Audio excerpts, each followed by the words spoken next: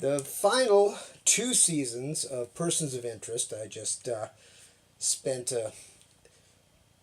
I have no idea how long it's been, but it's been a amount of time that it took to actually view them.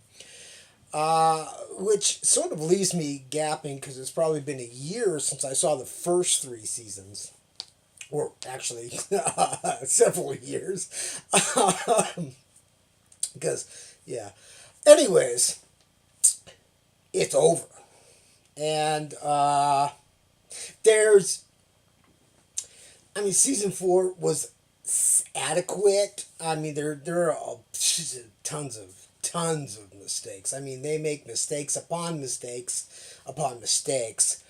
Uh, just in their continuity, which is once again, but the show's enjoyable and you'll watch it to the end and I did, and I'm not telling you what the end was if you haven't seen it, and if you have, you already know, and therefore it's kind of a moot point.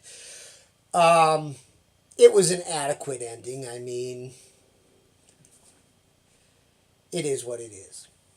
But in the intervening moments between A and B, there's a lot to see that's not very good.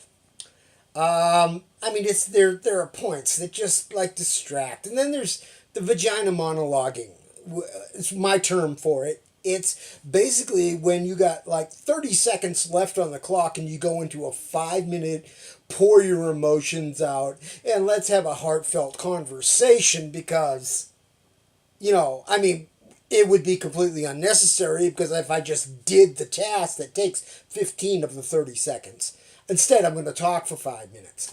And then the one I always love, you're sneaking up on somebody and all you can hear echoing through this huge building is the 5-inch stiletto heels on the boots of the tomboy heroine. It's just. But, anyways, I digress. And it's something I've been. It took me actually until season four to figure this one out, and it just clicked on me. Is Jim Caviezel's Clint Eastwood imitation? It's the voice. And it's like it was going. It's like he's got this voice, and it took me because it had been probably 15, 20 years since I've actually watched a Clint Eastwood movie because he's been irrelevant for so long. But yeah. I mean, they weren't that good to begin with. You basically, they were for the lower 50%. I'm just saying. My brother enjoyed them.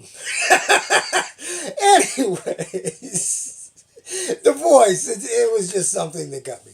So, yeah, and the show ends, and the show ends with an ending that actually ends.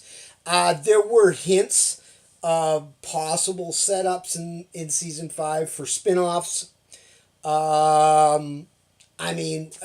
Theoretically, let's put it this way: you don't create a spin-off. It should happen naturally. It's like when Mork showed up on Happy Days. Who would have thought? But, anyways, I digress.